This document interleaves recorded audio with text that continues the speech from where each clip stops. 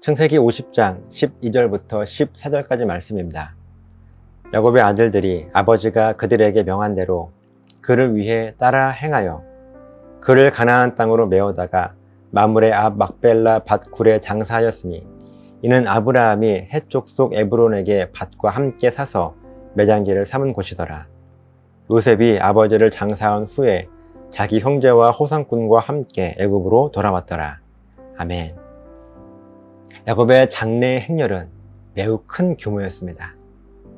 야곱의 아들들과 그의 가족들, 그리고 요셉의 가족들, 거기에 이집트 바로 왕의 원로들, 그리고 애굽의 원로들, 그리고 애굽의 병거와 기병까지 함께 동행했습니다. 그리고 성경은 이들의 규모가 매우 컸다고 기록하고 있습니다. 그랬기에 야곱의 장례식은요, 더 큰 의미가 있었습니다. 그러면서 오늘 본문이 이어집니다. 11, 13절입니다. 야곱의 아들들이 아버지가 그들에게 명령한 대로 그를 위해 따라 행하여 그를 가나안 땅으로 메어다가 마므레 앞 막벨라 밭 굴에 장사하였으니 이는 아브라함이 해쪽 속 에브론에게 밭과 함께 사서 매장지를 삼은 곳이었더라. 야곱의 12아들들은요, 이 아버지 야곱이 명령한 대로 야곱의 시신을 가나안 땅 마므레 막벨라 굴에 아버지께서 유언하신 그대로 조금도 다르지 않게 지켰습니다. 그리고 14절을 보면요, 요셉은 아버지의 장례식을 정성껏 치러드린 후에 다시 그들의 형제들과 함께 동행했던 모든 호상꾼들과 함께 애굽으로 돌아왔다고 말씀하고 있습니다. 매일 신앙 고백하며 성령 충만함으로 하나님을 예배하시는 여러분, 요셉과 그의 형제들은 아버지 야곱의 유언적인 명령 그대로 하나도 다름없이 순종했습니다. 그리고 야곱은요, 마지막 숨을 거두기 전에 자기의 아들들에게 자기를 어디에 묻을 것인지, 왜 그곳에 자기를 묻어야 할지에 대해서 아주 정확하게 이야기를 해주었습니다. 야곱의 명령은 아주 분명했습니다. 그리고 이렇게 야곱의 명령이 분명했기 때문에 야곱의 아들들은 아주 정확하고 세심한 부분까지 그대로 순종할 수가 있었습니다. 사실 이집트에서 멀리 이 가나안 땅까지 대규모의 장례 행렬을 이끌고 다녀온 것이 쉬운 일이겠습니까? 그리고 먼저 지금 야곱과 그의 가족들은요, 가나안 땅의 모든 것들을 다 정리하고 애굽으로 내려온 상태입니다. 이제 가나안 땅은 이들에게 아무런 연고도 없는 곳입니다. 이미 이들은 이집트의 고센 땅에 잘 정착을 해서 완벽하게 적응을 한 상태입니다. 어쩌면 이들은요, 자기들은 이미 이집트 사람이 되었다고 생각했을지도 모르겠어요. 그렇기 때문에 아버지 야곱이 돌아가시게 되면 아무리 아버지께서 이 멀리 가나안 땅에 자기를 묻어달라고 부탁한다 할지라도 자기들의 편의를 위해서 그냥 애굽에 묻어 장례를 치를 수도 있었을 것입니다. 하지만 야곱의 아들들은 너무나도 분명했던 아버지의 명령과 또한 자기들을 위해서가 아니라 이 아버지 야곱을 위해서 아무리 그 말씀이 이해가 되지 않는다 할지라도 그저 묵묵히 아버지의 명령과 그 말씀을 기억하고 그 분명했던 아버지의 말씀 그대로 순종할 수 있었습니다. 사랑하는 여러분, 오늘 여러분들이 신앙생활을 하며 또 우리들에게 맡겨진 삶을 살아가면서 무엇을 어떻게 해야 할지에 대한 분명한 기준이 여러분들에게 있으십니까? 만약 그 기준이 분명하다면 여러분들의 기준은 어떤 기준이십니까? 오늘 야곱의 아들들에게 분명한 기준은요, 야곱의 명령이었습니다. 자기들의 편의와 생각이 아니었습니다.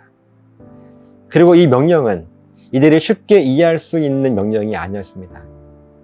만약 야곱의 아들들이 자기들의 기준을 따랐다면 어쩌면 이들은 야곱을 가나안 땅에서 장례를 치르지 않고 현재 그들의 집이었던 이 이집트에서 장례를 치루었을 것입니다.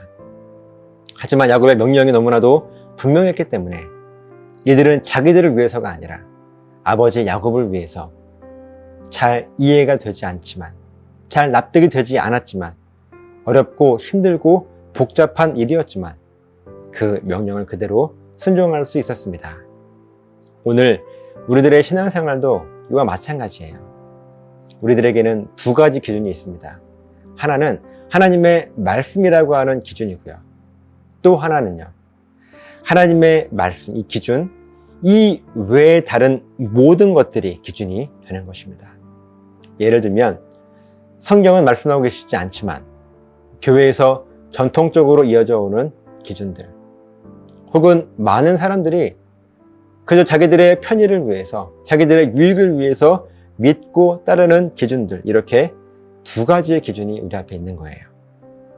간단하게 보면 하나님의 말씀과 이 하나님의 말씀 이외의 모든 것들로 우리의 기준은 구분될 것입니다. 그리고 하나님의 말씀은요, 야곱의 명령과 같이 아주 분명하고 정확합니다. 혼란스럽지 않습니다. 헷갈리지 않습니다. 하지만 이 말씀 이외의 모든 것들은 기준이 애매모호해요. 그리고 상황에 따라 그 기준이 다르게 적용되기도 합니다. 어떤 사람에게는 이런 상황에서 적용이 되었는데 또 다른 사람에게는 저런 상황에서 적용이 되기도 합니다. 그리고 하나님의 말씀을 분명한 기준으로 삼는 사람들은 결코 자기를 위해서 신앙생활을 할 수가 없어요.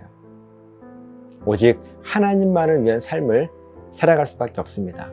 왜냐하면 하나님의 말씀의 기준은 너무나도 분명하지만 어쩌면 그래서 우리들이 더 이해하고 받아들이기가 쉽지 않기 때문에 그래요. 그래서 하나님을 위해서 우리는 그 말씀과 기준 앞에 순종합니다. 우리 자신을 위해서 그 이해할 수 없는, 납득할 수 없는, 또 순종하기 힘든 그 말씀을 우리가 지키며 살아갈 수가 있겠습니까? 아니요. 하나님을 위해서 우리는 이해할 수 없더라도, 납득이 안 되더라도 순종하는 것입니다. 하지만 반면 말씀 이외의 모든 것을 삶의 기준으로 붙잡는 사람들은요, 오직 자기를 위해서 삶을 살아갑니다. 왜냐하면 자기가 할 수 있는 것만 순종하고 또 하고 싶은 것만 순종하기 때문에 그렇습니다. 사랑하는 여러분, 오늘 여러분들의 삶의 기준은 무엇입니까? 분명한 두 가지 기준, 하나님의 말씀과 그 외의 모든 것들, 이 두 가지의 기준 앞에 우리 삶의 기준이 오직 하나님의 이 말씀이 되어야 하지 않겠습니까? 물론 쉽지 않을 거예요. 내가 이해할 수 없기 때문에도 그렇고 또 감당하기가 힘들기 때문에도 그럴 거예요. 하지만 오직 하나님 나라의 영광을 위해서 우리들은 묵묵히 그 말씀에 순종하는 것입니다. 이 믿음의 결단을 통해서 하나님 앞에 확실하고 온전한 신앙 고백이 더 굳건해질 수 있게 되시기를 예수님의 이름으로 간절하게 부탁을 드립니다. 기도하시겠습니다. 하나님, 감사합니다. 오늘도 하나님 앞에 온전하게 신앙 고백하는 것은 우리들의 삶의 기준이, 또한 신앙생활의 기준이 이 세상의 어떤 것들이 아닌 오직 하나님의 말씀이 기준이 되어서 그 말씀 앞에 내가 이해하기 힘들고 또 그것을 감당하기가 어렵고 고통스럽다 할지라도 하나님의 영광을 위하여 묵묵히 그 말씀 앞에 순종할 수 있는 그런 믿음의 결단이 우리 모두에게 있도록 도와주시옵소서. 감사드리며 축복하며 예수님의 이름으로 기도드리옵나이다. 아멘.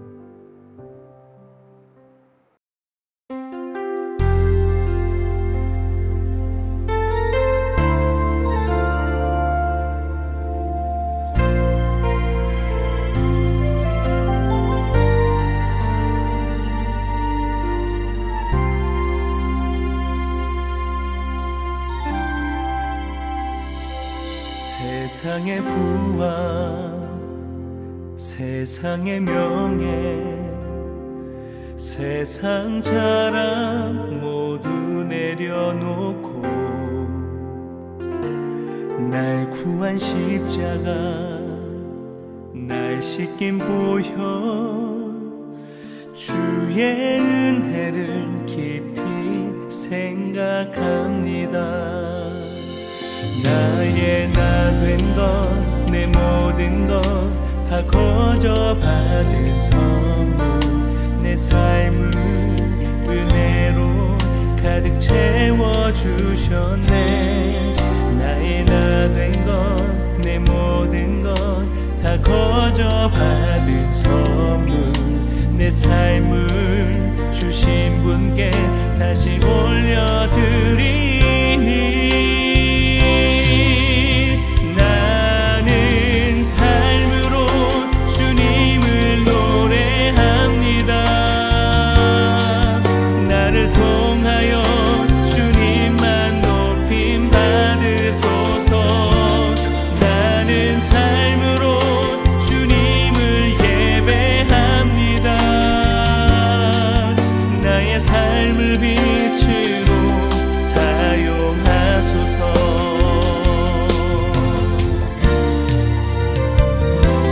세상의 부와 세상의 명예 세상 자랑 모두 내려놓고 날 구한 십자가